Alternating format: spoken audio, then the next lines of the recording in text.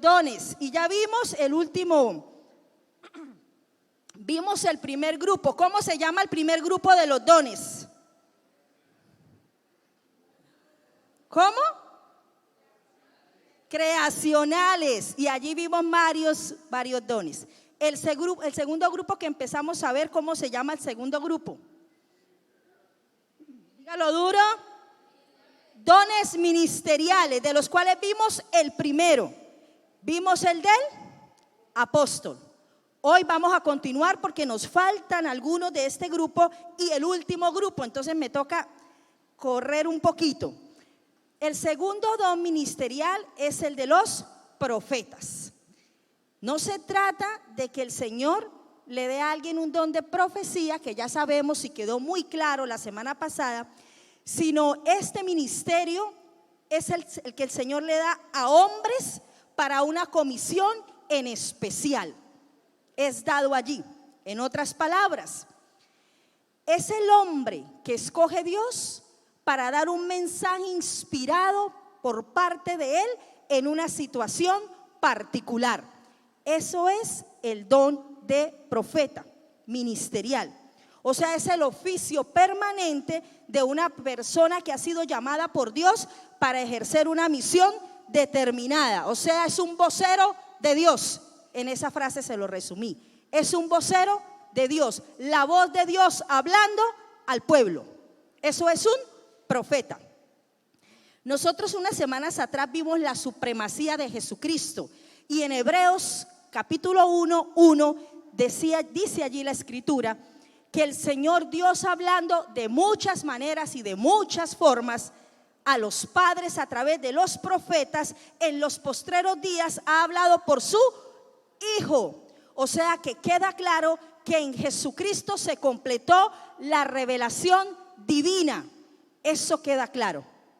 Entonces el oficio del profeta cesó cuando se cerró el canon del Nuevo Testamento.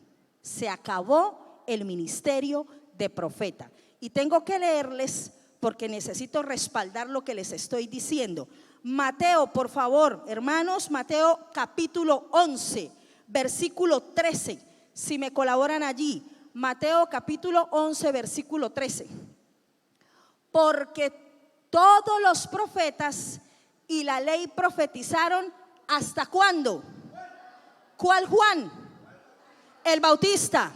Juan el Bautista fue el último profeta que Dios escogió. Amén. Queda claro allí. ¿Qué quiero decirles?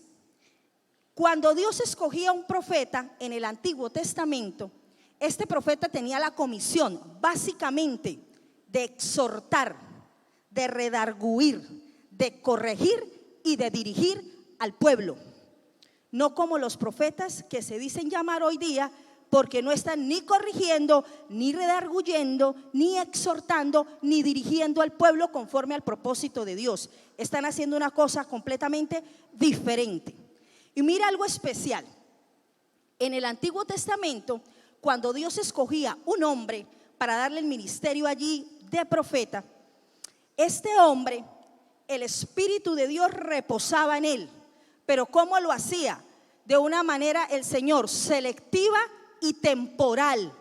El Espíritu de Dios no permanecía de una manera permanente en el profeta, solamente mientras Dios lo usaba para la comisión especial. Pero en el Nuevo Testamento el Espíritu de Dios reposa permanentemente en los hijos de Dios. ¿Quién se goza por eso? Amén. Por eso el Espíritu de Dios está dentro de nosotros, no afuera, está dentro de nosotros y en medio de la iglesia del Señor. Así es el Espíritu Santo de Dios. Hoy yo tengo que nombrar por ahí algunas personas que salieron con unas cosas terribles. Por allá en el año 1828, un tal Joseph Smith, de pronto muchos han escuchado, otros no, pero según él se nombró profeta y dijo que Dios le había dado una revelación, que un ángel había llegado y le había mostrado unas tablas de oro y que era necesario que él publicara y dijera de qué le había hablado Dios. Y sacó por allá una Biblia y la llamó Mormón, la de los mormones. Lo que hizo fue levantar una falsa doctrina. Y por allá a finales de los 1800, otro por allá se levantó, un tal Russell, también con un movimiento religioso hereje, inventando que Dios le había dado revelación. Esos son los llamados testigos de Jehová, que niegan la divinidad de Dios y la Trinidad perfecta de nuestro Dios trino, Padre, Hijo y Espíritu Santo de Dios. Ahora no me voy tan atrás, solo me llego para el año 2015, 2016 aproximadamente. Por allá una mujer, dizque Ana Méndez llamada, se nombró profeta, que Dios le dio una revelación que la llevó a la isla de Patmos, a la misma que llevó el Señor a Juan, y que le mostró y le dio la revelación, y que era necesario que él la diera a conocer. Y por eso escribió por allá un libro, y muchos cristianos dizque comprando ese libro para saber la revelación que se le dio a esa mujer.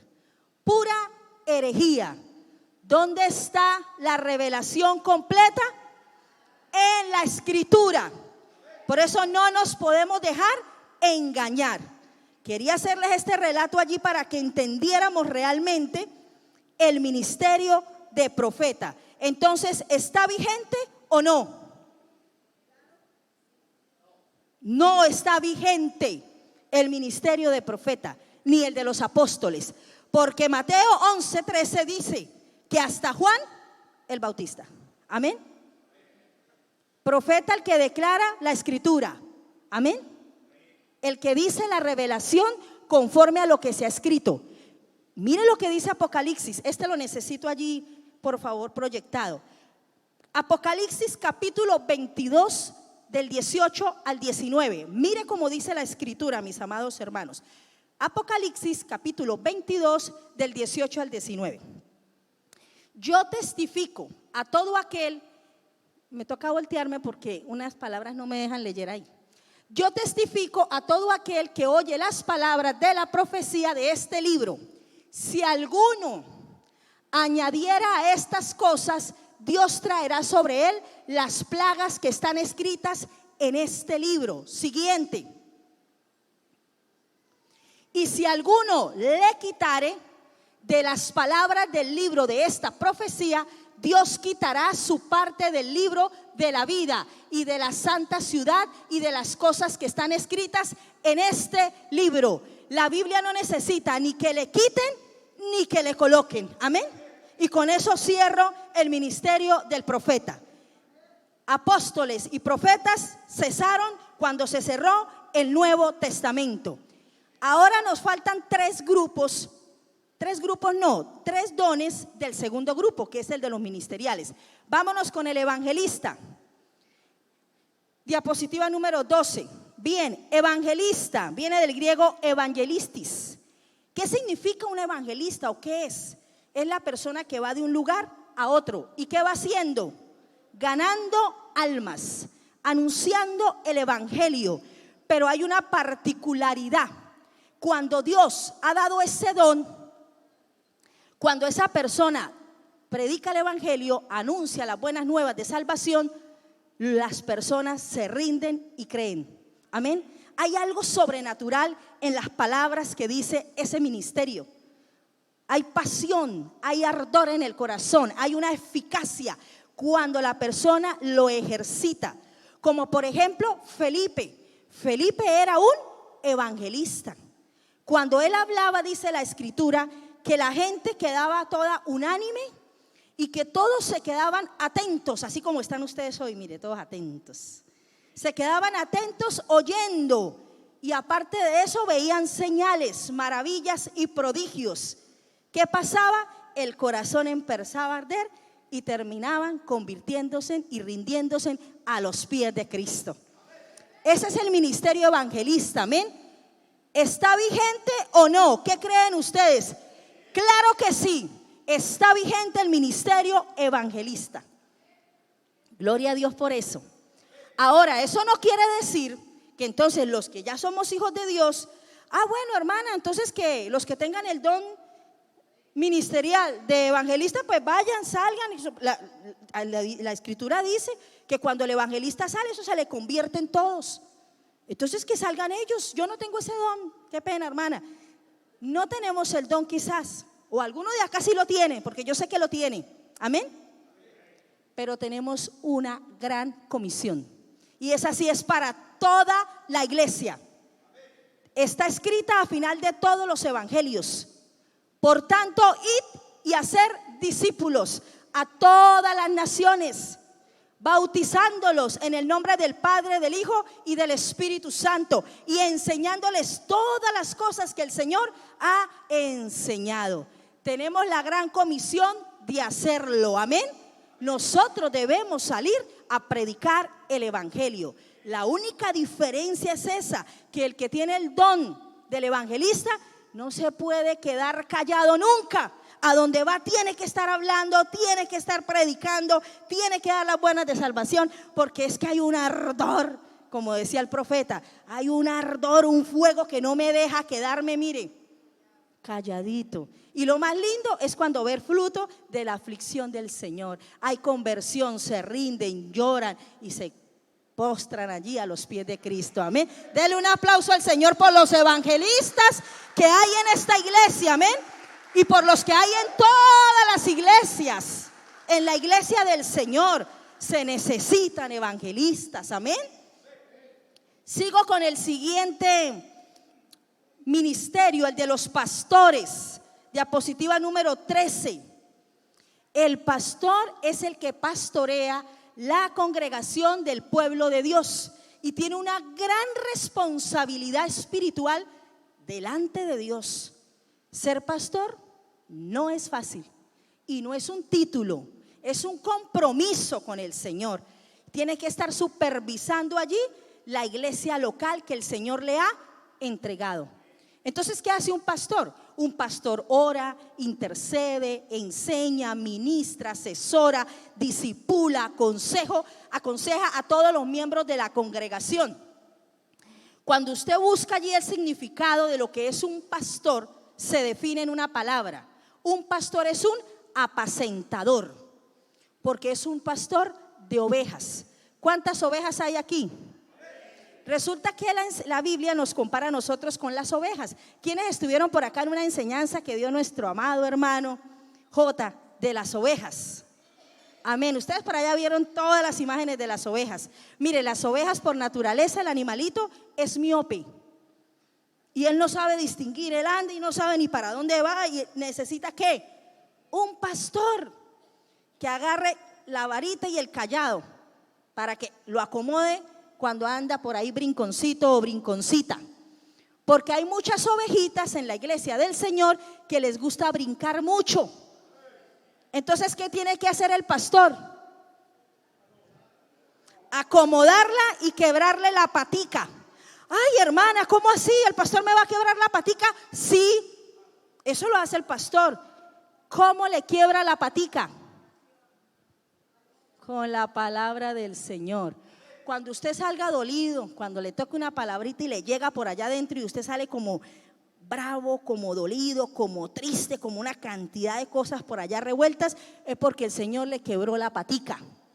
Entonces le toca empezar a caminar finito delante del Señor.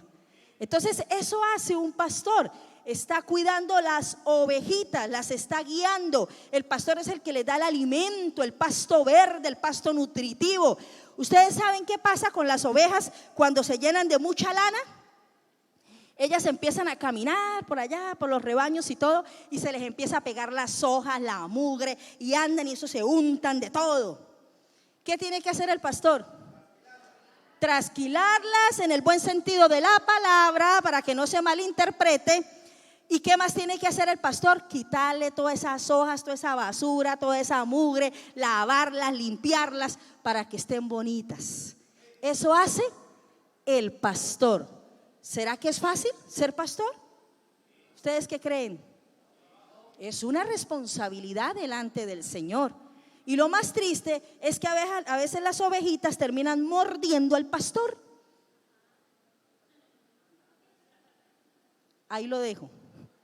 Mire las responsabilidades y las funciones de un pastor. Tiene gobierno, tiene cuidado pastoral y tiene que dar instrucción. Me quedo con el gobierno. Primera de Pedro, por favor, si me pueden proyectar. Primera de Pedro, capítulo 5, versículo del 1 al 4. Primera carta del apóstol Pedro, capítulo 5, del 1 al 4. Dice allí: ruego a los ancianos que están entre vosotros, yo anciano también con ellos y testigo de los padecimientos de Cristo, que soy también partícipe de la gloria que será revelada. Apacentad, se le está hablando ¿a quién? A los pastores. Apacentad la grey de Dios, o sea, el rebaño del Señor, que está ¿dónde? Entre vosotros. ¿Y cómo debe apacentarlo? Cuidando de ella, de esa grey. No por fuerza, sino voluntariamente. No es porque le toca, es porque el Señor le dio el don ministerial, lo llamó. Y ahí no hay nada que hacer, porque nadie le puede esconder al Señor. Amén. Dice que no por ganancias deshonestas, sino con ánimo pronto. ¿Qué más sigue diciendo? Versículo 3. No como teniendo señorío sobre los que están a vuestro cuidado, sino siendo ejemplos de la grey. O sea, un pastor no se puede enseñorear por encima de las ovejas, sino debe dar ese ejemplo. Y termina diciendo: y cuando aparezca el príncipe de los pastores, ¿quién es el príncipe de los pastores? Cristo, aleluya. Vosotros recibiréis la corona incorruptible de gloria. ¿Quién se goza por los pastores que están haciendo la obra del Señor y saben que si no tienen recompensa aquí, porque quizás las ovejitas los muerden? Entonces no se preocupe, querido pastor, que va a tener una corona incorruptible de gloria. Y se la va a dar nada más y nada menos que el príncipe de los pastores. Denle un aplauso al Señor. Segunda responsabilidad, por favor. Si quiere, pasemos de una vez al texto para no hacer doble trabajo allí. Primera de Timoteo 3:5. La segunda responsabilidad es el cuidado personal que debe tener el pastor, los pastores con las ovejas, con la grey del Señor. Primera de Timoteo 3:5. Mire lo que dice acá. Pues el que no sabe gobernar su propia casa, ¿cómo se le ocurre ir a cuidar de la iglesia de Dios? Aquellos que quieren tener el título de pastor, pero no saben gobernar las 3 ovejitas que tienen en la casa. ¿Será que es capaz de gobernar todo un rebaño donde hay santo, un montón de ovejitas resabiadas y un montón de ovejitas? Hay muchas obedientes, pero hay otras que miren, cuesta. ¿Será que puede ser capaz? Primero, gobernar el ministerio que Dios le dio, que es su casa. Allí están las primeras ovejitas. Y luego el Señor lo capacitará para que pueda gobernar allí, darle el cuidado personal a toda la grey que el Señor le puso a su cuidado. Hebreos 13:17 dice: obedeced a vuestros pastores y sujetaos a ellos, porque ellos son los que velan por vuestras almas, como quienes han de dar cuenta. Mire qué responsabilidad. El Señor va a pedir cuentas a todos los que le dio el don ministerial de ser pastor. ¿Y por qué le va a pedir cuentas? Por la grey que le puso a su cuidado. Por eso usted no se preocupe, ni critique, ni diga nada, porque cada quien le dará cuentas al Señor. Así como tú y yo también le tendremos que dar cuentas al Señor. Amén. Entonces no critique. Sujetaos, dice, porque ellos son los que velan por vuestras almas, como quienes han de dar cuenta, para que lo hagan con alegría y no quejándose, porque esto no es provechoso. Y la tercera función, vamos para el texto bíblico, Primera de Timoteo 3:2. La tercera función y responsabilidad de un pastor es la instrucción. Y mire lo que dice allí la escritura, el consejo que le da el apóstol Pablo a Timoteo, porque esa se la escribió Pablo a Timoteo, que era su hijo espiritual.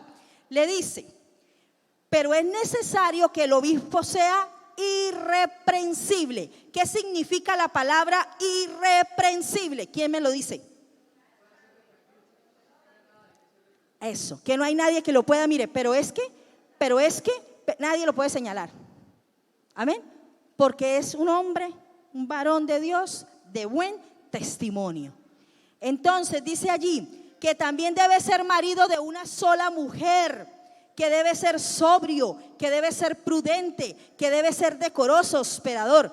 Y termina diciendo apto para enseñar. Mire lo que les voy a decir. Todo pastor tiene el don de maestro, porque tiene la función de instruir y de enseñarle a la iglesia. Amén. Tan lindo el Espíritu de Dios. A Él le encanta dar dones y que los combinen. Ejemplo, Dios da el don de pastor y a la vez le da el don de maestro y a la vez le dice, puede darle el don de servir, amén, de misericordia y otra cantidad. Así hace el Señor. Acuérdese que los dones los da el Señor en su soberanía, por su voluntad. Él es el que dispone. Entonces todo pastor ha de ser maestro. Y termino con el último don de este grupo, diapositiva número 14, que es el don ministerial del maestro. Y vamos a ver en qué consiste este don. El maestro son aquellas personas que tienen la capacidad de comprender con amplitud las enseñanzas de la Biblia. Y no solo las comprenden, sino que también tiene esa habilidad sobrenatural de enseñarle y de instruir a otros de una manera clara y eficaz para que los que estén oyendo entiendan. Entonces el maestro, el que tiene don de maestro, no está por allá utilizando palabras raras para mostrarse que es que sabe mucho. ¿Qué saca con hablar por allá un léxico de mucha altura y nadie le entiende? Si los dones son ¿para qué? Para edificación de la iglesia. Para eso son los dones. Por eso la diferencia entre el don ministerial de maestro con el maestro secular. El maestro secular se prepara en una universidad y uno recibe todas las habilidades, todo el conocimiento intelectual y puede utilizar estrategias pedagógicas para lograr impartir una información, pero no tocar los corazones, el espíritu. En cambio, el don de maestro, aparte de tener toda la pedagogía celestial, cuando enseña, ministra a través del Espíritu Santo de Dios. Gloria a Dios por los maestros, amén. ¿Será que los maestros están vigentes? Amén, claro que sí. El don de maestro también tiene el don de enseñar. Amén. El Señor combina los dones. A mí me fascina eso, que el Señor combina los dones. Entonces hay una diferencia. Y mire, el maestro siempre está pendiente de guardar al rebaño de los falsos maestros. Está pendiente de dar de que no se den enseñanzas destructivas y herejías. Por eso el maestro, cuando tiene el don, no hay que decirle, por favor, lea la escritura. Ya leyó ¿cuál libro está estudiando? A ver, ¿cuál está escudriñando? El que tiene el don de maestro, el Espíritu mismo le pone ese deseo de estar escudriñando, de estar estudiando. A ver, muestra este tema, Señor, muéstrame esto, ¿qué tú dices acá? Eso es tener el don del maestro. ¿Dónde están los maestros? Amén. Y si no lo tiene, mi amado hermano, clámele al Señor si usted quiere tener ese don. Y si el Señor desea, se lo dará. Amén. Gloria a Dios por esos ministerios. Conclusión, pasamos a la siguiente, de este grupo de los dones ministeriales. Pero antes de la conclusión, ¿cuántos dones ministeriales vimos entonces? Y son 5. Apóstoles, profetas caducaron cuando se cerró el Nuevo Testamento. Evangelistas, pastores y maestros vigentes, amén, en la iglesia del Señor. Conclusión de este grupo, se lo voy a decir con un texto aquí, no necesito que me lo ubiquen allá, pero la carta del apóstol Pedro dice que cada uno según el don que ha recibido, ministrelo a otros como buenos administradores de la multiforme gracia de Dios. Y todo creyente que sirve y contribuye a la edificación de la iglesia para perfeccionar a los santos es un ministro. Entonces, quien tenga esos dones, por favor, a cumplir con su ministerio, porque el Señor le va a pedir cuentas. Amén. Pasamos al tercer grupo ahora sí. Tercero y último grupo. Siguiente diapositiva, la número 16. Yo creo que estos eran los que casi todos conocían, o los que nos enseñaron de pronto allí, porque es que esto se ve en discipulado. Los que vieron discipulado vieron esto, pero muy rápidamente. Hoy lo vamos a profundizar un poquito, pero no tanto por el tiempo. Dones carismáticos dados por el Espíritu Santo de Dios. Y me remito a Primera de Corintios, por favor, y luego miramos nuevamente esta diapositiva. Primera de Corintios, capítulo 12, versículo del 8 al 10. Por favor, me colaboran allí para leerlo. Primera carta a los Corintios, capítulo 12, del 8 al 10. Inicio allí la lectura y dice: porque a este es dada por el Espíritu. Hay un eco por acá, mi amado hermano. Palabra de sabiduría.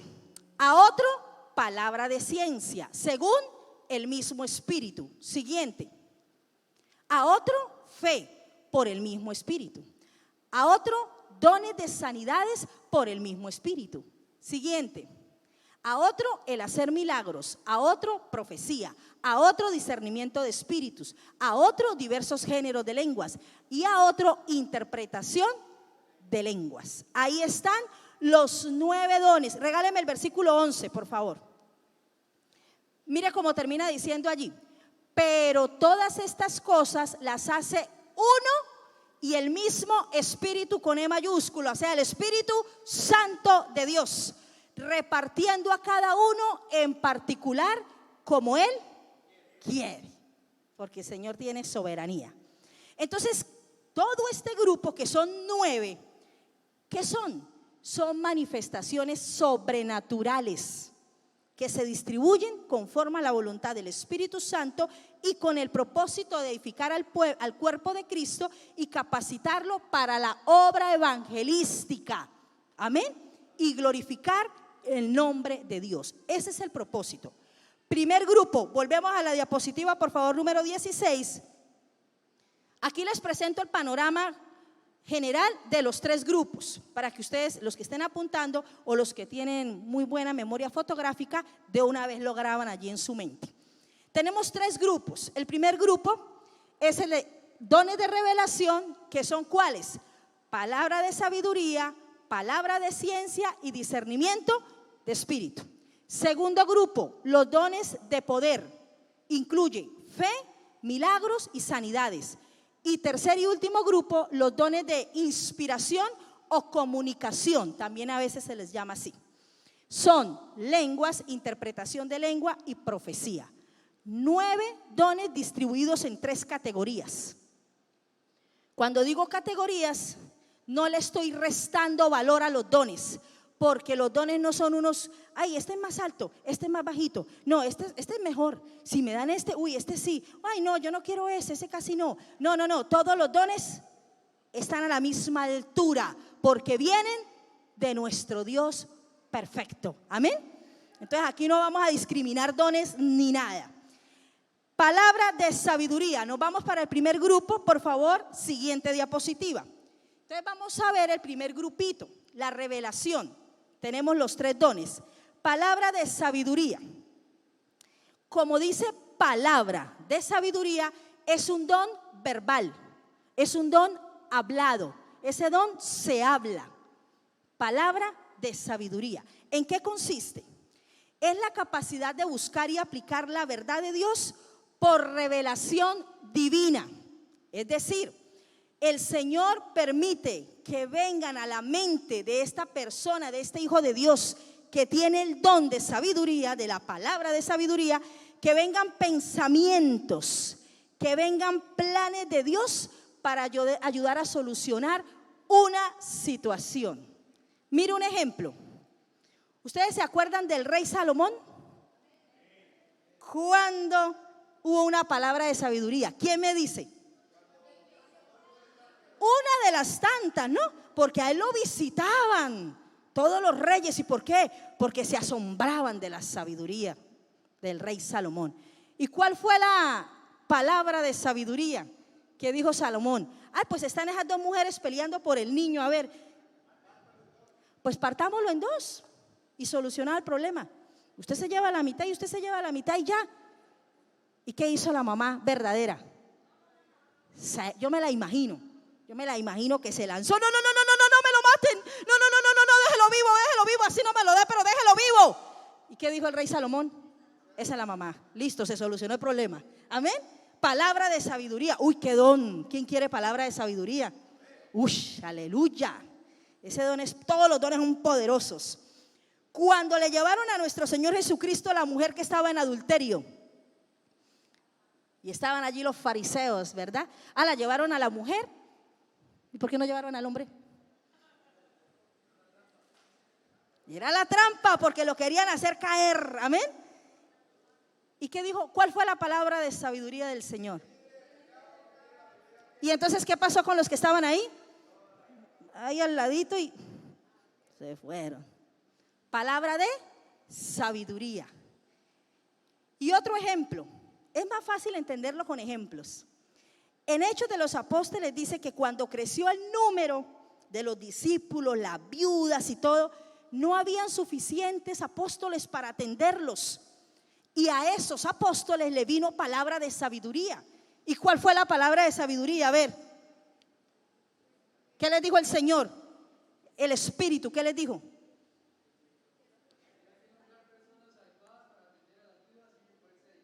Gloria a Dios. 3 cosas tenían que tener esas personas. ¿Qué tenían que tener? De buen testimonio. ¿Qué más?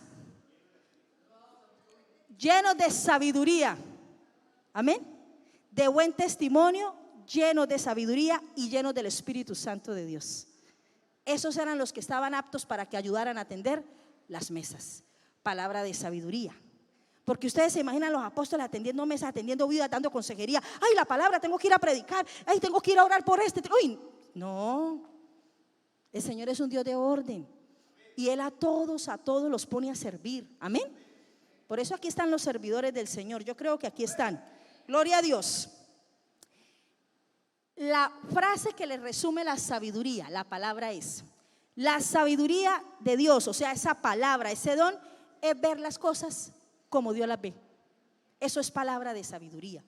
Por eso nosotros hemos de decirle al Señor de todas maneras: Señor, en esta situación, ¿tú qué harías?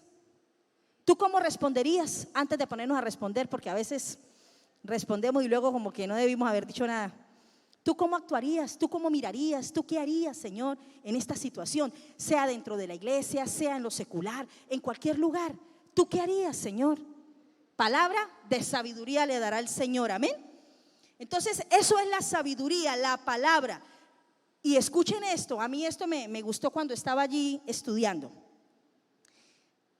La palabra de sabiduría no se trata de que yo llame a una persona o que Dios en el momento me quiera usar o quiera usar a alguno de ustedes, si tiene el don, de poder ministrarle y hablarle a una persona y darle una palabra de sabiduría. No se trata de que siempre sea individual, de que yo venga y le digo o me dicen a mí.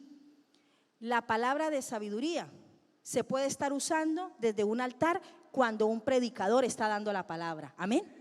Por eso muchos, yo he escuchado a muchos y yo también he tenido esa experiencia de que estamos escuchando y oyendo la palabra del Señor y uno dice: ay, todo esto es para mí. ¿Y quién le contó al pastor? Ay, yo soy la que estoy atravesando por eso. Y uno mira como que a todos, y no, ¿será yo la única? ¿Seré yo el único? Ay, sí, a mí me está pasando eso. Ay, sí. Ahí hay palabra de ciencia también. Pero la sabiduría, ¿en qué momento está? En cuando se lanza una respuesta y usted la recibe. Usted dice: aleluya, eso era lo que yo necesitaba, amén. Y usted recibe respuesta de una prédica. Palabra de sabiduría. Gloria a Dios por ese don. Los dones, acuérdense, son para edificación de la iglesia. Entonces, palabra de sabiduría, el primero de ese grupo de revelación. Segundo, palabra de ciencia. Dice también palabra de ciencia. Ahí no alcanzó a quedar, pero la escritura dice palabra de ciencia. Entonces la ciencia, esa palabra de ciencia, es un don también verbal, es hablado, se requiere pronunciar. La palabra de ciencia, ¿en qué consiste? Es la capacidad sobrenatural de entender y hablar la verdad de Dios con entendimiento sobre los ministerios de su palabra. Y no se puede adquirir o conocer aparte de la revelación de Dios. Eso es palabra de ciencia. O sea, es como captar el significado de algo que esté sucediendo, porque el Señor en ese momento se lo está mostrando, se lo está revelando. Por eso son dones de revelación. Entonces la persona tiene un conocimiento que en lo ordinario jamás lo podría tener, y la suelta en ese momento, amén, y lo da, y la persona es ministrada. Palabra de ciencia. Ejemplos, hay que dar ejemplos. En Hechos 5, no vamos a leerlo, pero en Hechos 5 está allí el apóstol Pedro. Cuando Ananías allí con su pareja llegó y dice que prometieron que le iban a dar la heredad de lo que habían vendido. No todo se lo iban a dar allá al apóstol. Y llegaron y pensaron que Dios no los veía. Y por allá maquinaron, bueno, entonces no leemos todo, no, solo leemos una parte, y en eso nadie se va a dar cuenta. Sí, pues ya sabe, ¿no? Nadie diga nada, sí. Y se fueron y se presentaron. Palabra de ciencia para el apóstol Pedro. El apóstol Pedro se dio cuenta porque el Espíritu Santo se lo reveló y les habló a ellos. Amén. ¿Por qué mientes al Espíritu Santo de Dios? Palabra de ciencia. ¿Quién se lo reveló? El Espíritu Santo. Nadie le fue a contar a Pedro, se lo reveló el Espíritu Santo. Otro ejemplo en Hechos 9, donde está Ananías, pero este Ananías no es ese, es otro Ananías, el que Dios le dio la visión para que fuera hasta donde el apóstol Pablo, porque el apóstol Pablo había sido llamado para un ministerio de parte de Dios. Ahí también hubo palabra de ciencia. No puedo entrar en mucho detalle por el tiempo, pero yo sé que como a ustedes les encanta escudriñar la escritura, ustedes van a leer esta semana todo eso y van a escudriñarla. Entonces, si tiene un propósito, que la idea es ¿cuál? Poder suplir una necesidad inmediata. Por eso es en el momento. No es que usted, el que tiene la palabra de ciencia, no se la pasa caminando. A ver, muestre, ¿qué le digo aquí a Alex? ¿Qué le digo a Margarita? Muestre, hoy le voy a hablar a Álvaro. Hoy le voy a decir algo a Marixa. Hoy le voy a decir, no, así no aplican los dones.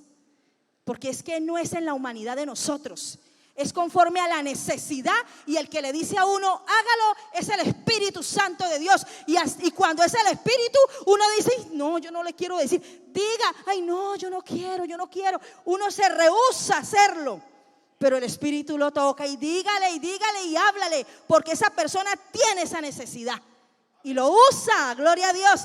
Vasijas de barro, porque en cualquier momento ¡pum!, nos quebramos. No somos nombrados ni vasijas de plata ni de oro. Denle un aplauso al Señor. Vasijas de barro somos en las manos del Señor. Y el tercer don de esos dones de revelación, ¿cuál es? Discernimiento ¿de qué? De espíritu. ¿En qué consiste? La capacidad de distinguir entre la verdad y el error, entre lo bueno y lo malo, entre lo correcto y lo incorrecto. El que tiene este don puede identificar espíritus mentirosos, doctrinas engañosas y de error, porque tiene discernimiento de espíritu. Satanás es el padre de la mentira y él vive engañando, y los demonios viven falsificando y adulterando el mensaje y la obra del Señor. Por eso en Primera de Juan dice allí el apóstol que debemos probar los espíritus. Se tienen que probar. Leámoslo, por favor. Primera de Juan 4, del 1 al 6. voy a leerlo. Por favor, primera de Juan, primera carta del apóstol Juan, 4 del 1 al 6. O voy a leer solo aquí una partecita. Bueno, ya. Cuando pues el Señor entendió que los fariseos habían oído decir: Jesús hace y bautiza más discípulos que Juan, seguimos. Este sí. Primera de Juan 4:1. Con ese nos quedamos. Amados, no creáis a todo espíritu. ¿Qué es lo que tenemos que hacer? Probad los espíritus. Mire, probad con D, ¿qué significa? Un verbo imperativo. ¿Qué es un verbo imperativo? Una orden. Es una orden lo que están dando ahí. Prueben los espíritus si son de quién, de Dios, porque muchos falsos profetas han salido ¿por dónde? Por el mundo. Lo vamos a dejar hasta ahí. Ejemplos de este don de discernimiento de espíritu. Pablo, en Hechos 13, tuvo el discernimiento del mago, que Elimas era un mago, o Elimas. ¿Y qué le dijo Pablo? Le dijo: usted está lleno de todo engaño, de toda maldad. Usted es un hijo del diablo. Usted es un enemigo de toda justicia. Así se lo dijo. Porque ¿quién se lo reveló? El Espíritu Santo de Dios. Y hay otro allí en el mismo Hechos de los Apóstoles, en el capítulo 16, cuando se acercaba ya una mujer alardeando, no, mire, ahí van los siervos, ahí van los siervos, ahí van los siervos. Pablo no dijo: sí, aquí van los siervos. Pablo no dijo así. Pablo se volteó y ¿qué se dio cuenta? ¿Cuál fue el discernimiento? Esto es lo que tiene un espíritu de adivinación. Entonces, no confundamos. El apóstol Pablo no se dejaba confundir ni se dejaba engañar. Discernimiento de espíritu. Dentro de las iglesias del Señor hay hermanos con discernimiento de espíritu. Amén. Esos hermanos, ¿qué hacen? Son como guardianes. Son los que están allí vigilando y protegiendo las mentiras demoníacas, protegiendo lo que se está metiendo, y disciernen: uy, espíritu hexabélico, uy, que echarlo fuera en el nombre de Jesús. Uy, el espíritu de Acab, uy, hay que echarlo fuera. Uy, el espíritu, bueno, no voy a nombrar. Pero ellos son guardianes, son vigilantes, y se dan cuenta porque tienen el discernimiento y quieren proteger a la iglesia de las mentiras demoníacas, de las doctrinas falsas, de sectas perversas, de elementos carnales que se usan como instrumento de Satanás. Porque hay lobos que se disfrazan de ovejas. ¿Y dónde están? Afuera no, dentro de las iglesias. Por eso se necesita discernimiento espiritual. Amén. Uy, qué dones de revelación poderosos. Palabra de sabiduría, palabra de ciencia y discernimiento de espíritu. Paso al segundo grupo. Los dones de poder, sanidad, milagros y fe. Voy a empezar por la fe. La fe es la capacidad de confiar más allá de lo probable. Es de levantar la visión de otros. Es estar seguro porque sé y estoy seguro que lo sé y que lo sé y que lo sé, que el Señor va a obrar. No sé, pero yo lo sé y lo sé, así las circunstancias no me lo muestren, pero yo sé porque lo sé, porque tengo don de fe. Amén. Así todo parezca contrario. Sé que el poder de Dios se va a manifestar y que lo que el Señor prometió se va a cumplir. Promesas que tú has recibido, atesóralas, porque se van a cumplir. Amén.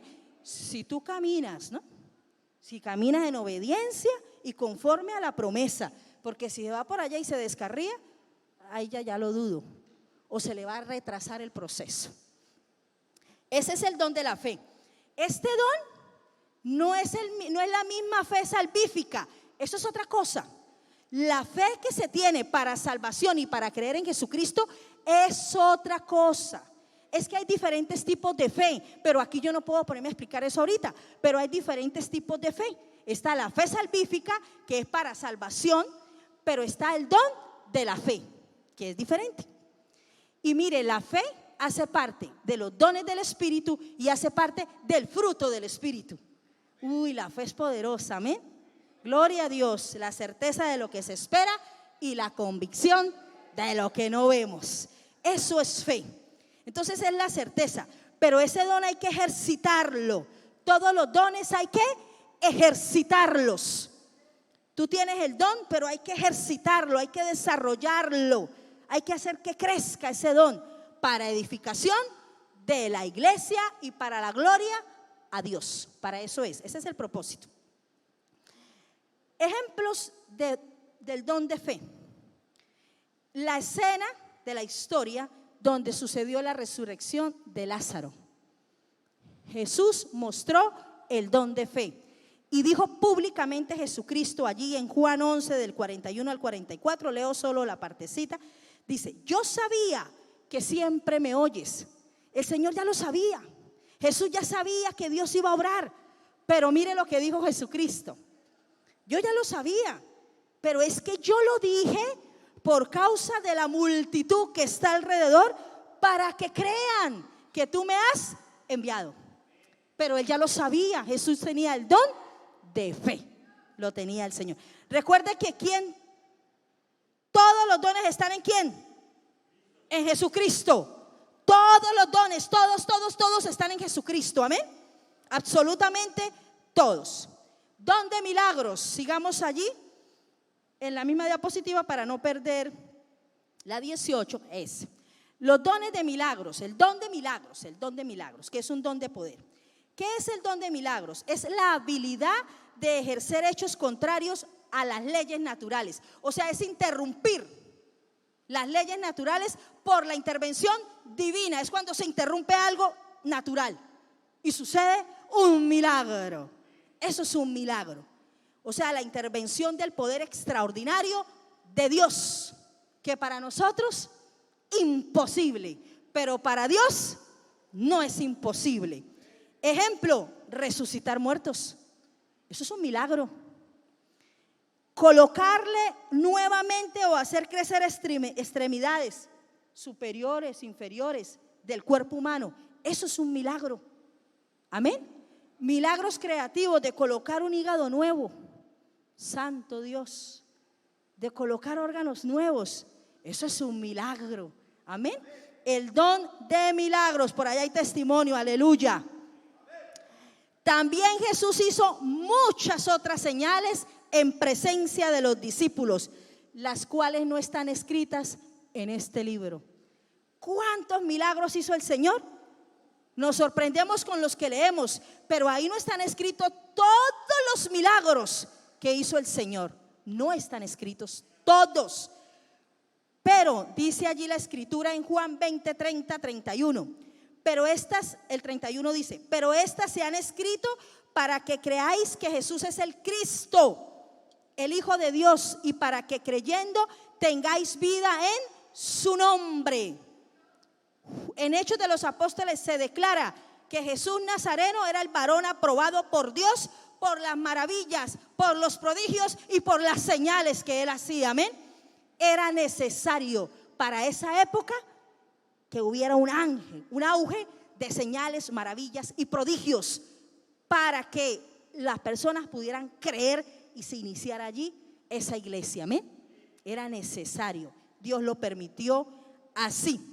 Por eso el Señor hizo milagros como el agua, convertirla en ¿qué? Pero no para, Jesucristo no convirtió el agua en vino porque, ay, pobrecito, se les acabó y la fiesta se les va a acabar. Ay, yo les voy a convertir el agua en vino para que sigan tomando. No, para eso no lo hizo el Señor. Él no hizo ese milagro para eso. El milagro de la alimentación, de caminar sobre el mar. Mira, hay algo especial. Yo no lo sabía, pero cuando lo estudié lo supe. Que mientras Jesús hizo milagros que se relacionaban con la naturaleza, como esos que le acabé de nombrar, ningún apóstol hizo algún milagro en el mundo natural. Solo los hizo Cristo. En el momento en que los estaba haciendo, ningún apóstol los hizo. Amén. Poderoso. Don de sanidad. Ahí dice sanidad, pero en la escritura dice sanidades, plural. Ya les voy a decir por qué. El don de sanidades es esa habilidad que se tiene para administrar la vida de Cristo en sanidad a una persona. ¿Por qué está en plural? Porque resulta que las sanidades no solamente son físicas, las sanidades no solamente son de enfermedades, sanidades emocionales, sanidades espirituales. Ese don es bastante amplio, el don de sanidades. Ejemplo, dijo el apóstol Pablo en Hechos 14, le dijo a un hombre: levántate, derecho sobre tus pies. Aquel varón se levantó, saltó y anduvo. Allí hubo aplicación del don de sanidad en lo físico. Pero mira Felipe, en Hechos 8 del 6 al 7, dice: y la gente unánime escuchaba atentamente las cosas que decía Felipe, oyendo y viendo los milagros que hacía, porque de muchos que tenían espíritus inmundos salían estos dando grandes voces. Sanidades espirituales. Y también en ese momento paralíticos y cojos eran sanados y toda la ciudad estaba llena de gozo. Entonces el don de sanidades incluye espirituales, emocionales, físicas y de enfermedades. El tema de las enfermedades también es profundo. Hay diferentes categorías de enfermedades, pero después usted lo va a estudiar. Entonces pasamos al don de la comunicación e inspiración y voy terminando. El último grupito. El de profecía no lo voy a explicar porque ya lo aprendimos. Solamente voy a hablar de lenguas e interpretación de lenguas. Lenguas es la habilidad de hablar en lenguas humanas o angelicales. Cuando hablamos de lenguas humanas, hablamos de idiomas. ¿Quién dio los idiomas? Dios. Dios bautiza en el Espíritu y da el don de lenguas, y por allá hay testimonio de personas que resultan hablando inglés, portugués, y no estudiaron, porque es un don, amén, para poder interpretar y poder darlo a conocer. Gloria a Dios, porque es que las lenguas van unidas con interpretación de lenguas. Ahorita les hago allí un pequeño resumen. No es un lenguaje falso. Eso del don de lenguas no es ponerse usted, muestre el pastor o aquel hermano o aquel profeta o aquel lo que por allá que escuchan. Y él dice así, muestre, vamos a aprender esa frasecita. Yamaha, Suzuki, dicen un montón de cosas por allá raras. No, eso no es el don de lenguas. Eso usted no tiene que estar copiando. No, pero es que a él le funciona y a mí me puede funcionar y me van a ver. No, eso no es así. ¿Quién dijo eso? No es usar un lenguaje falso. ¿Quiénes estaban usando el lenguaje falso? Los corintios, que eran unos carnales. Y por eso quedó escrito. Todo el capítulo 14 de Primera de Corintios habla solo de eso. De las lenguas, de la interpretación y de la profecía. Porque era que tocaba solucionar ese problemita que se inventaron los corintios carnales. Ellos utilizaban un lenguaje que se basaba en un éxtasis pagano. Hacían un espectáculo dramático, pura palabrería, puras lenguas adulteradas, puro hablar por su propio espíritu o hasta por demonios, porque también existen las lenguas demoníacas.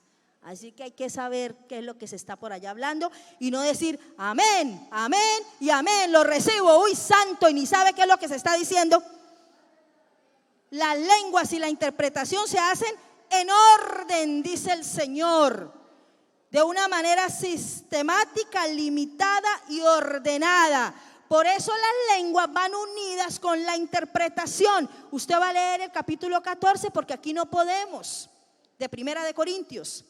Las lenguas es la habilidad de interpretar el significado de la lengua que se está diciendo. Entonces dijo el apóstol Pablo en Primera de Corintios 14:26, si me colaboran y lo proyectamos. Miren la instrucción que da el apóstol Pablo. El apóstol Pablo tenía el don de lenguas humanas y también angelicales. En los humanos, en la humana hablaba más de 7 idiomas. Imagínense nomás. Primera de Corintios dice: ¿qué hay pues, hermanos? Cuando os reunís, cada uno de vosotros tiene salmo, tiene doctrina, tiene lengua, tiene revelación, tiene interpretación. Hágase todo ¿para qué? Para edificación. Y si habla alguno en lengua extraña, sea esto por 2 o a lo más 3. Y por turno. Y uno interprete, dice allí. Y si no hay intérpretes, cállese. Cállese y hable. Si tiene el don, hable, pero para usted mismo, con el Señor, y usted es edificado. Amén.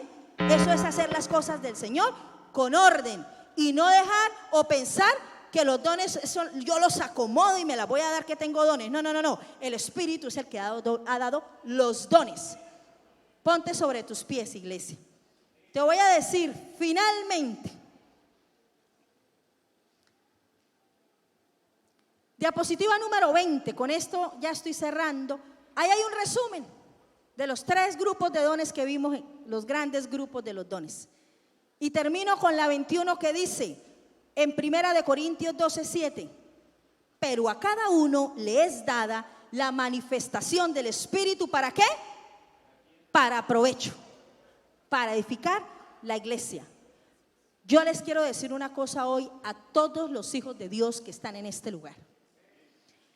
Como hijos de Dios que hemos nacido por el poder del Espíritu Santo, hemos nacido de nuevo, hemos de procurar los dones, hemos de anhelarlos, de ejercitarlos en plenitud, pero siguiendo el amor y entendiendo que nuestro Señor los ha asignado conforme a su voluntad y soberanía.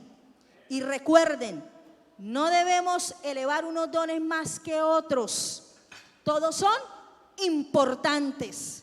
Provienen de la unidad de la Trinidad en acción, del Padre, del Hijo y del Espíritu Santo de Dios, para edificar la iglesia y no para enorgullecernos, ni jactarnos, ni pensar que porque llegué al grupo bíblico ahora sí va a haber sanidad. Aquí sí va a haber sanidad porque llegué yo. Oh, porque voy a predicar. Ah, no, hoy el Espíritu se va a ministrar porque estoy predicando yo. Oh, santo error. Cierra tus ojos. Oh, Padre, te damos gracias en esta noche, Señor. Gracias porque nos has permitido estar aquí en este lugar, aprendiendo, mi Rey, en este culto de doctrina.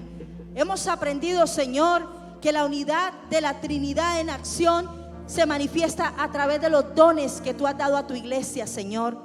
Permite que la iglesia que hoy está aquí reunida, Padre, oh Señor, anhele los dones de tu Santo Espíritu.